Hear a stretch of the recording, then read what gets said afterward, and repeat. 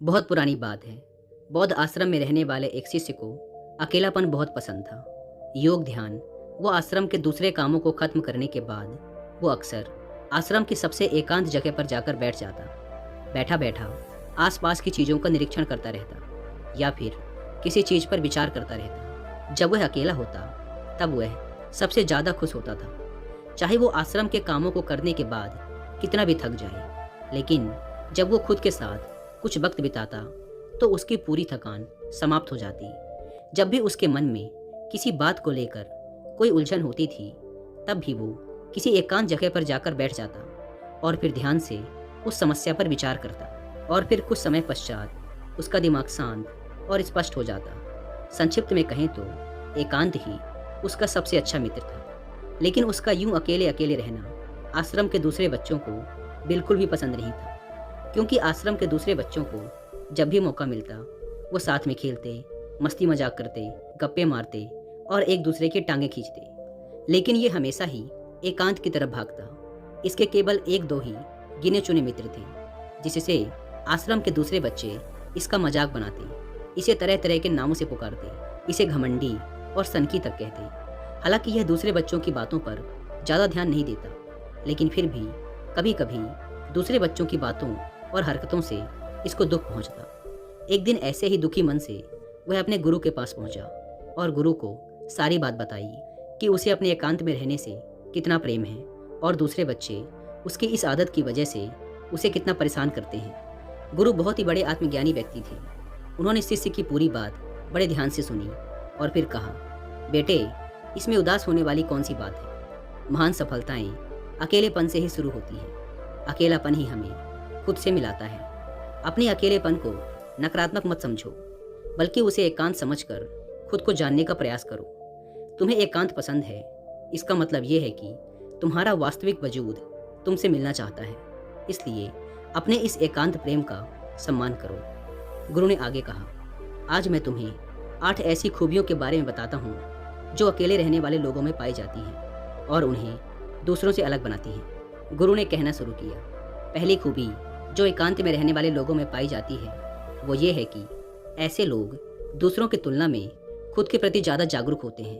वो खुद के स्वभाव और आचरण के बारे में ज़्यादा गहराई से जानते हैं। ऐसा इसलिए होता है क्योंकि जब हम अकेले रहते हैं तो हमें खुद के बारे में सोचने का काफ़ी समय मिल जाता है, जिससे हम खुद के व्यवहार को अच्छे से समझ पाते हैं। एकांत में रहने वाले लोग खुद की कमजोरी और ताकत को भी अच्छे से जान पाते हैं, जिससे वो दूसरे लोगों की तुलना में किसी भी खराब परिस्थिति का सामना ज़्यादा अच्छे से कर सकते हैं। एकांत में रहने वाले लोगों की दूसरी खूबी ये है कि इनका व्यक्तित्व सबसे अलग, सबसे हटकर होता है। ऐसे लोग जो ज़्यादातर दूसरे लोगों के साथ रहते हैं या अकेले रह ही नहीं पाते, वो कितनी भी कोशिश कर लें, लेकिन जाने अनजाने में ही सही, लेकिन दूसरों के व्यक्तित्व का कुछ हिस्सा उनके अंदर आ ही जाता है। दूसरों की आदतें, दूसरों के विचार उनके अंदर घर कर ही जाते हैं, जिससे उनके व्यक्तित्व में वो अनूठापन, वो निरालापन नहीं आ पाता। उनका व्यक्तित्व कई सारे लोगों के व्यक्तित्व का मिश्रण होता है, पर क्योंकि एकांत में रहने वाले लोग अपना ज़्यादातर समय अपने साथ ही बिताते हैं, इसलिए ये दूसरों की बातों और विचारों से बहुत ही कम प्रभावित होते हैं। इनके अपने जीवन को जीने के खुद के बनाए नियम और कायदे होते हैं, जिनका ये पालन करते हैं। ये किसी से भी आसानी से प्रभावित नहीं होते, इसलिए ऐसे लोगों की शख्सियत सबसे हटकर, सबसे अलग होती है। इसलिए इनके व्यवहार में एक अलग ही निरालापन होता है, जो किसी दूसरे व्यक्ति को पसंद भी आ सकता है और नहीं भी। गुरु ने आगे कहा, अकेले रहने वाले लोगों की तीसरी खूबी है कि ये सकारात्मक सोच वाले लोग होते हैं। देखो, जब बहुत से लोग साथ होते हैं तो वहाँ एक दूसरे से तुलना, जलन, घमंड, लालच जैसे कुविचार अपने आप ही मन में आने लगते हैं और फिर इंसान इन विचारों के बस में आकर उल्टे सीधे काम करने लगता है।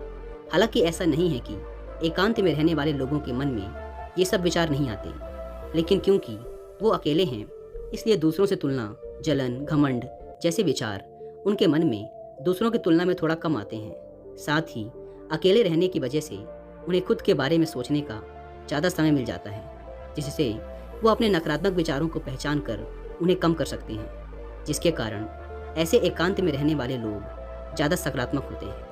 अकेले रहने वाले लोगों की चौथी खासियत कि ये लोग ज़्यादा अनुशासित और आत्मनिर्भर होते हैं। क्योंकि अकेले रहने वाले लोगों को अपने ज़्यादातर काम खुद ही करने पड़ते हैं, इसलिए ये दूसरों की तुलना में ज़्यादा आत्मनिर्भर होते हैं। साथ ही ऐसे लोगों को दूसरों का काम पसंद भी नहीं आता। ये अपना काम खुद करने पर ही भरोसा करते हैं। साथ ही ये लोग कोशिश भी करते हैं कि दूसरों से कम सहायता लेनी पड़े। पर क्योंकि ऐसे लोग आत्मनिर्भर और अपने काम को लेकर स्पष्ट होते हैं, इसलिए ऐसे लोग अनुशासित भी होते हैं। ये अपने समय की कदर करते हैं और दूसरों का भी समय बर्बाद नहीं करते। अकेले होने की वजह से ऐसे लोग एक निश्चित दिनचर्या का पालन करते हैं, जिससे ये लोग ज़्यादा व्यवस्थित होते हैं और ये भी इनके अनुशासित होने का एक कारण है। गुरु ने आगे कहा, अकेले रहने वाले लोगों की 5वीं खासियत कि ये लोग किसी भी चीज़ के बारे में बड़ी ही गहराई से सोच सकते हैं। किसी भी चीज़ के बारे में बड़ी ही बारीकी से और गहराई में जाकर सोचना अकेले रहने वाले लोगों की सबसे बड़ी खासियत है। इसलिए जितने भी लेखक, कवि और बड़े बड़े काव्यों के रचयिता हुए हैं, उन सभी को एकांत में रहना पसंद था। क्योंकि जब कोई व्यक्ति एकांत में होता है तो वो अपने अंदर की आवाज़ सुन पाता है। जितने भी बड़े आविष्कार हुए हैं, उन सब की शुरुआत एकांत में ही हुई थी। क्योंकि एकांत में रहकर ही किसी भी चीज़ के बारे में बड़ी ही बारीकी से सोचा और समझा जा सकता है।